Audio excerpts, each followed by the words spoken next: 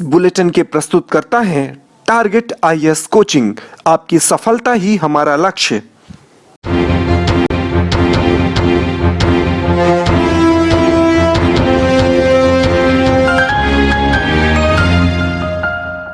One विभाग कर्मचारियों पर खनिज माफिया का हमला। जंगल की सुरक्षा में भ्रमण कर रहे वन विभाग के कर्मचारियों पर खनिज माफिया ने हमला कर वन कर्मियों को घायल कर दिया। वन कर्मचारियों के साथ उनका एक साथी भी मारपीट का शिकार हुआ है। घटना लौर थाना क्षेत्र के सीतापुर गांव की बताई जा रही है। इधर पीड़ित की शिकायत के बाद पुलिस ने अपराध दर्ज कर हमलावरों की तलाश शुरू कर दी है।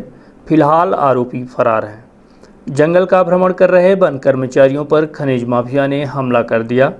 हमले में 2 लोग घायल हुए हैं। घटना के बाद आरोपी धमकाते हुए मौके से फरार हो गए।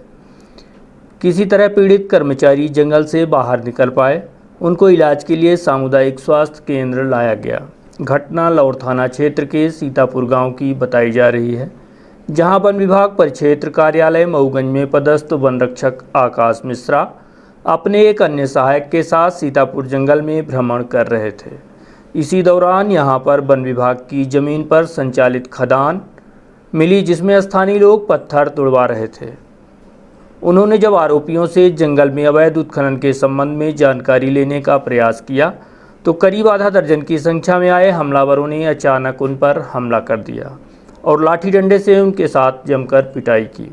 इस घटना में वन रक्षक समेत उनके अन्य साथी बुरी तरह घायल हो गए। वहीं सरहंग हमलावरों ने दोबारा वन कर्मचारियों को इस इलाके में न आने की धमकी दी और मौके से फरार हो गए। इस घटना के बाद घायल कर्मचारियों को जंगल से बाहर निकलते हुए वरिष्ठ अधिकारियों को सूचना दी गई और तत्काल घायलों को उपचार के लिए मऊगंज सामुदायिक स्वास्थ्य केंद्र ले जाया गया, जहां इनका इलाज चल रहा है। आरोपियों की पहचान अवधलाल सिंह गौड़ सहित अन्य के रूप में की गई है। रात में घटना की सूचना पुलिस को दी गई। आरोपियों का अभी तक कोई पता नहीं चल पाया है। सीतापुर व आसपास के इलाकों में दर्जनों की संख्या में अवैध खदानें संचालित हो रही हैं। एक खदान की परिसीमन लेकर यहां जंगल की जमीन पर कई खदानें संचालित की जाती हैं। आकाश मिश्रा जी, कहाँ पदस्थ हैं आप? मैं वन विभाग वृत्त सीतापुर में पदस्थ हूँ। जी, घटना क्या हुई? जंगल की गश्ती के दौरान मैं कई लोगों को अवैध उत्खनन करते हुए देखा और वहाँ पे उनको रोकने का प्रयास कर रहा था। 4 लोग अपने डंडे के साथ वहाँ पे पहुँचे। उसमें एक आरोपी अवधलाल सिंह है उनका नाम, जिन्होंने डंडे के साथ मेरे ऊपर वार किया और मेरे बीच बचाव में आने के बाद एक अन्य साथी जो राम मदन विश्वकर्मा, उनका क्या कहते हैं, उनको भी उन्होंने मारा। सर फट गया है और मेरे हाथ और पैर में चोट आई। हाथ भी फ्रैक्चर हो गया। ये घटना कब की है? ये आज शाम 5:30 बजे 16 तारीख आज। जी हाँ, एक वनकर्मी है, इसका नाम है आकाश शर्मा है। ये अपने सीतापुर बीट लगती है इसकी।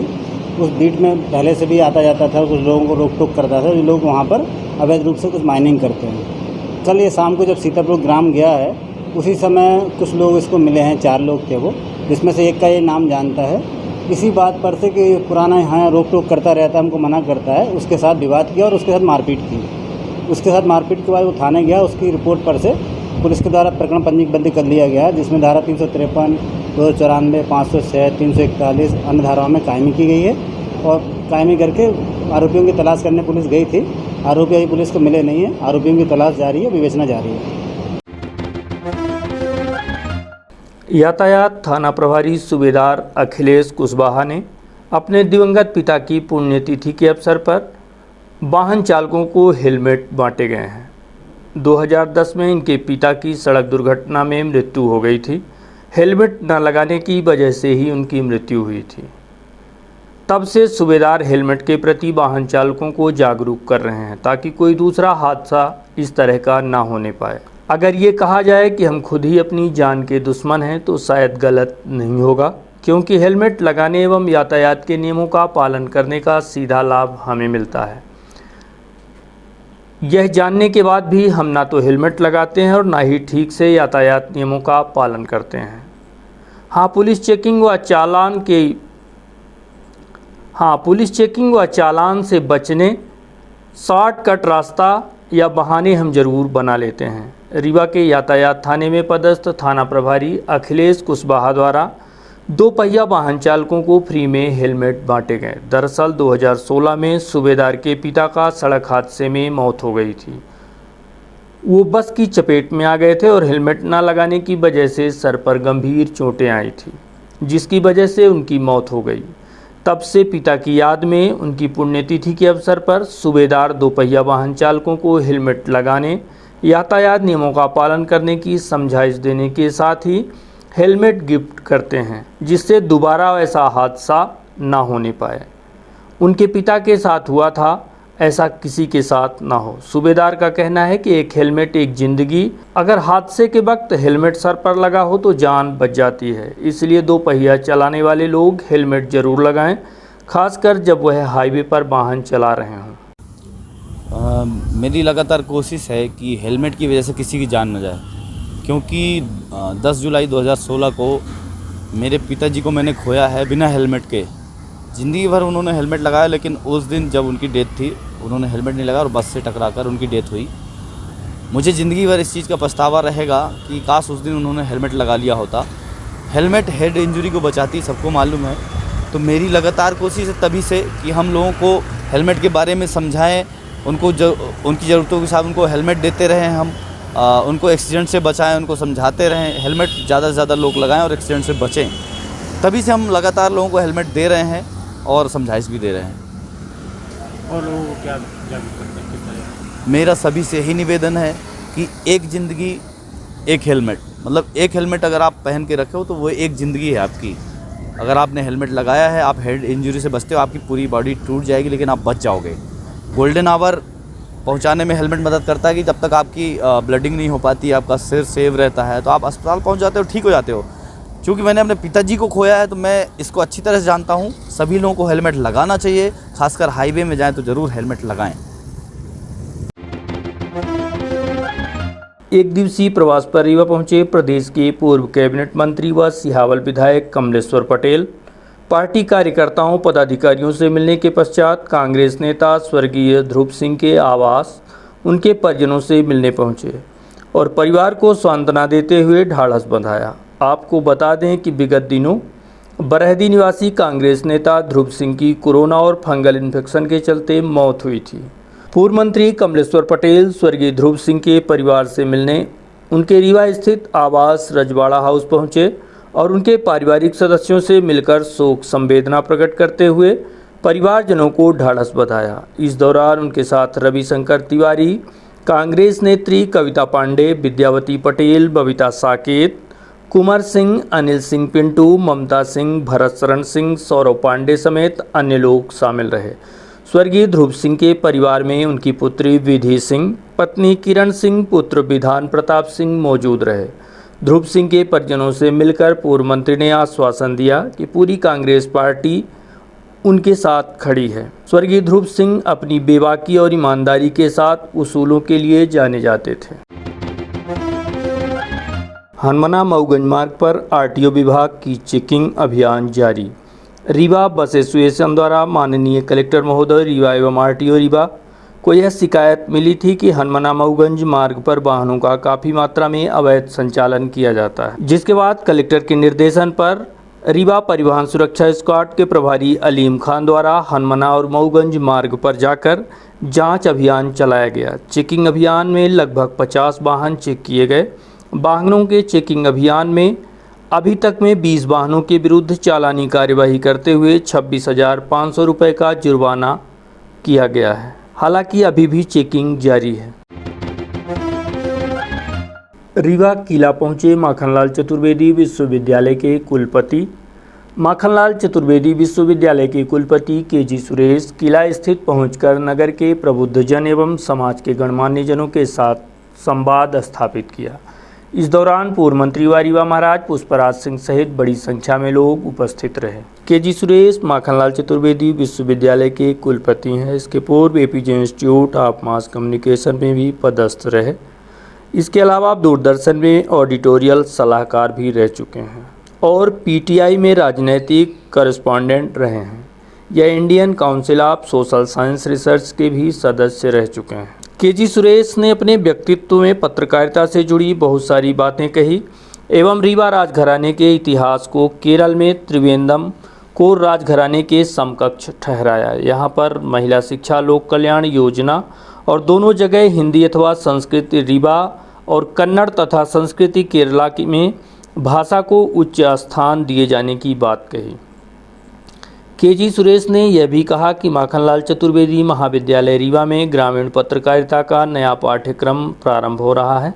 साथ ही उन्होंने महाराज पुष्पराज सिंह को आमंत्रित किया कि विंध्य के व्यंजनों के बारे में एक पुस्तक लिखें जिसको वह प्रकाशित करवाएंगे। साथ ही उन्होंने कहा कि आधुनिक समय में पत्रकारिता का अभाव और प्रभाव किस प्रकार से समाज में विचार का बदलाव ला सकता है, उसके विषय में भी श्री सुरेश जी ने कहा कि जहां पर 29 में छपने वाला अखबार 3 रुपये में बिकता है, वहां 26 लगाने वाले की ज़्यादा चलती है।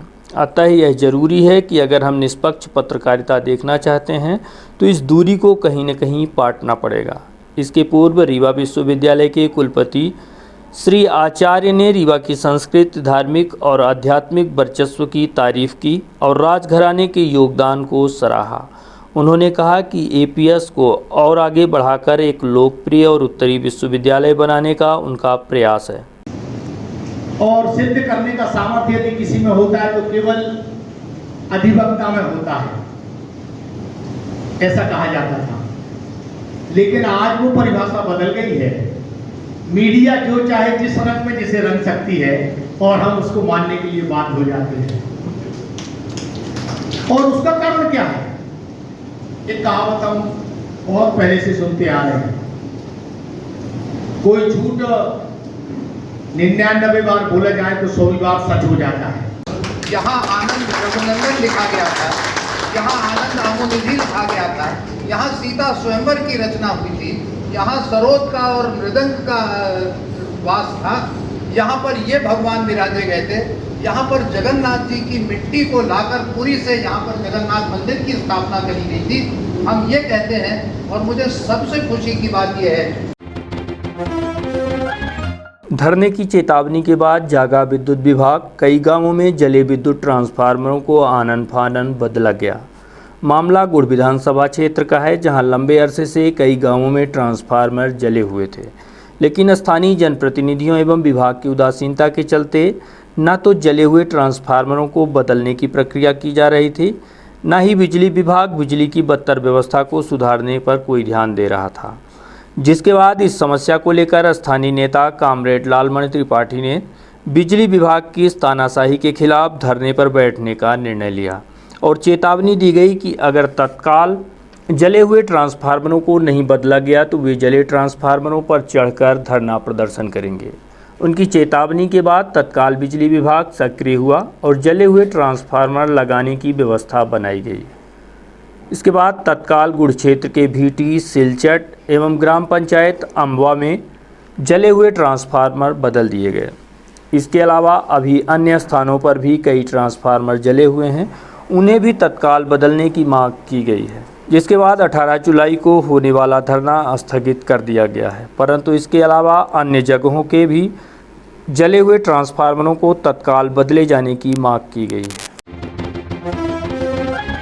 बिजली विभाग में तैनात आउटसोर्स के कर्मचारी पवन तिवारी को विभाग की लापरवाही के चलते करंट लग गया और वह जीवन और मृत्यु के बीच संघर्ष कर रहा है। इधर पवन तिवारी का परिवार प्रशासन के खिलाफ इस लापरवाही के विरोध में आमरण अनशन पर बैठ गया है। आमरण अनशन कलेक्ट्रेट स्थित किया जा रहा है, लेकिन अनशन पर बैठे पवन के परिजनों की आवाज़ प्रशासन कुचलना चाह रहा था और पुलिस द्वारा कलेक्ट्रेट के समीप अनशन पर बैठे पवन के पिता कुंज बिहारी को वहां से तंबू उखाड़ लेने की हिदायत दी गई। इस बात की जानकारी लगते ही मौके पर कांग्रेस महिला नेत्री कविता पांडे समेत अन्य लोग उनके समर्थन में पहुंच गए, जिसके बाद प्रशासन इनकी मांगों को मानने राजी हुआ। जिसके बाद आधी रात्रि को अनशनकारियों को दूध पिलाकर अनशन भी समाप्त किया गया।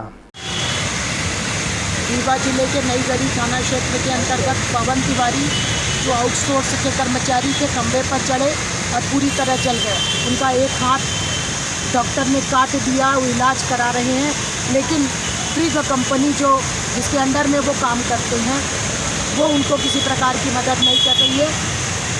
पूरे रीवा ज़िले के लोगों ने थोड़े थोड़े पैसे का इकट्ठा करके लगभग 2 लाख रुपए इकट्ठा किया और इलाज हो रहा है। आज इनके ये जो वृद्ध पिता हैं ये आमरण अनशन करने बैठे हैं। मैं इनका समर्थन करने आई हूँ और जब तक पवन को न्याय नहीं मिलता हम सब इसी तरह अड़े रहेंगे और डटे रहेंगे। एक लड़का है वो मुझे